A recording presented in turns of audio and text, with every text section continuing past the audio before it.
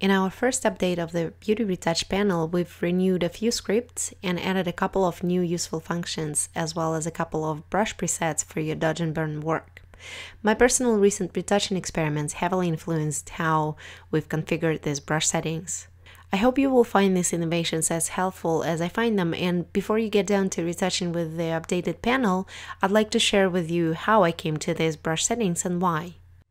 Recently, I've had a few conversations with fellow photographers and retouchers regarding their brush work preferences, and just for the sake of experiment, I decided to change my own ways to see how another approach to handle brushes feels when dodging and burning, and if it may help render better retouching results. I personally came into the world of retouching from digital painting and drawing, and as a result, lifting up my brush or my stylus at the end of each brush stroke was always normal for me, which meant that there was no difference as to what setting will control the intensity of my brush work, opacity or flow. So I've always been using opacity, leaving flow at 100%. I've never really tried to change the way my hand applies brush strokes, but following the conversations with other artists, I decided to challenge myself and see what happens. So let me demonstrate how I became comfortable with the new, for me, way of using brushes, and I hope this will help you to take another look at your own habits and hopefully help you to dodge and burn better. I've also created a simple dodge and burn practice file for you to train your eye/hand/brain connection for better retouching, and I will show you how to work with it in this video as well. With the default Wacom stylus settings and pressure for opacity and size settings turned on in Photoshop, our brush strokes very much depend on pen pressure. This is wonderful and gives additional control on the fly to digital painters and those who have been working with a tablet for many years, but not so helpful for someone who is not as comfortable working with pen pressure. We should be able to turn off pressure sensitivity for opacity in the options menu right here. Let's see. Well, it looks like nothing's changed.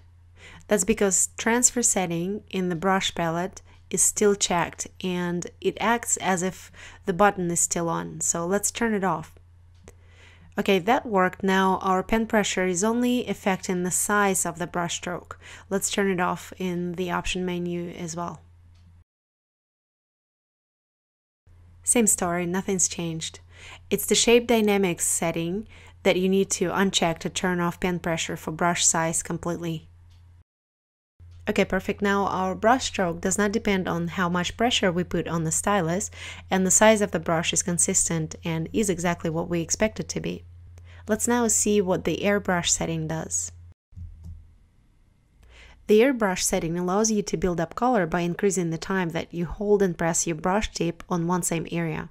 When both opacity and flow are at 100%, the airbrush setting will not do anything to a hard-edged brush, but with a soft brush, the color will continue coming out and the edge of the brush will continue spreading outside of the visible outline of the brush.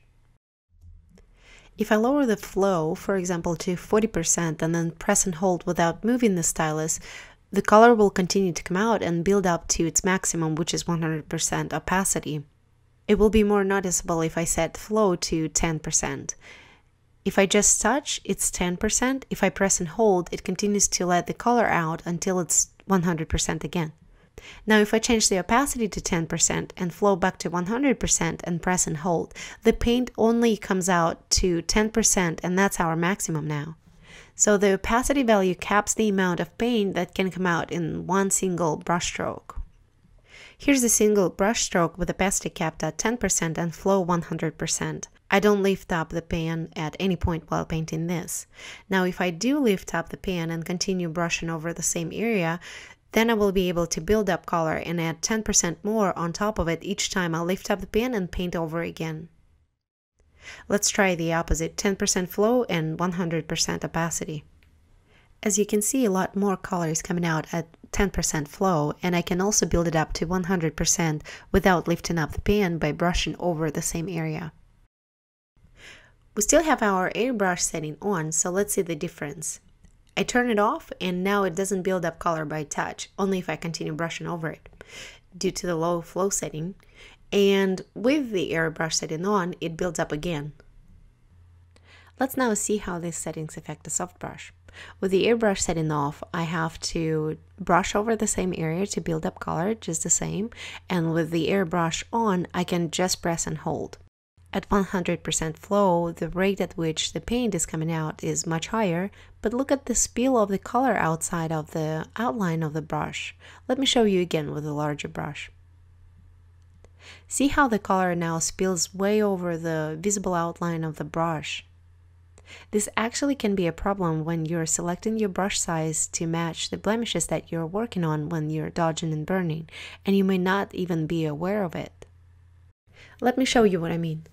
Imagine we have a dark patch to dodge. Typically, we select the size of the brush to match the size of the patch or blemish, especially when performing local dodging and burning. Now, with the airbrush and pressure sensitivity settings on, you think you're applying a certain amount of color limited by the outlines of the selected brush, but in reality, your brush lets out just a little bit more or a little bit less paint than you expect, and that paint overlaps with the areas that you don't mean to affect or doesn't cover the areas that you actually want to affect. In this demo, I'm slowly painting to cover the lines and stopping and changing pen pressure along the way. The aftermath of working with these settings is the difference between what I meant to do and what my pressure-sensitive airbrush actually applied. The red color here is the extra color that spilled over the edge of my brush strokes. Bottom line, if you haven't mastered working with pressure sensitivity and the airbrush settings, just be mindful of what these settings actually do to your brush work. And if you choose to work with the what you see is what you get size of the brush, then turn off pressure sensitivity and the airbrush settings.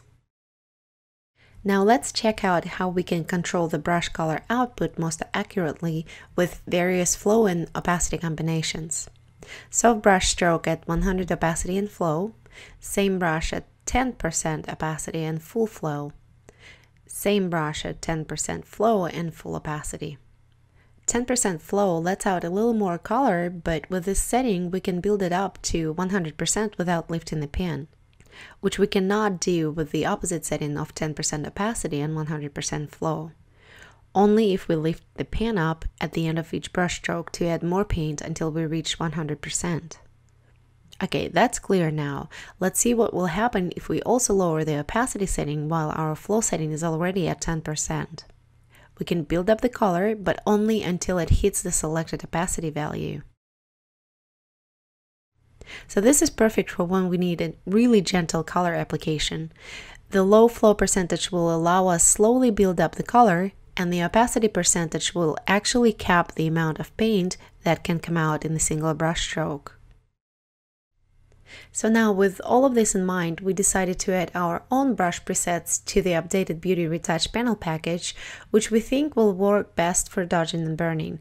Considering the curve settings and the adjustment layers in our dodge and burn scripts, our brush presets are at 1% flow and 100% opacity, with pen pressure and airbrush settings turned off. In most cases, you will be able to build up color by brushing over the area until you have brightened or darkened it enough. And sometimes, when even at 1% flow, the changes are too drastic, lower the opacity by pressing number keys on your keyboard or with your cursor, and it will lower the intensity of your brush strokes. These little changes in settings alone should slightly increase your speed and add some accuracy to your retouching work. So in the updated Beauty Retouch panel, you will find a couple of new brush buttons with little dots on them. The one that sits right next to the local dodge and burn button will trigger the brush preset that is 10 pixels in size, 1% flow, and 100% opacity. And the one that is neighboring the global dodge and burn button has the same flow and opacity settings, just larger in size for your sculpting and contouring work. And the old brush button will work just as before, triggering a simple brush with no specific settings. Now here's the dodge and burn practice file that you can download from your membership area on our website. You can actually practice your hand-eye and brain connection and work on mastering the dodge and burn technique with any type of brushes that you prefer. The new presets are just an additional instrument that we added to the updated panel because we believe that they may make your dodging and burning work more convenient and results more accurate. So watch this time-lapsed video of me evening out the areas of different values using our dodge and burn script and the new brush presets. Then go ahead and register on the Retouching Academy Lab website if you're not a member yet, and download this practice file. Enjoy and happy retouching!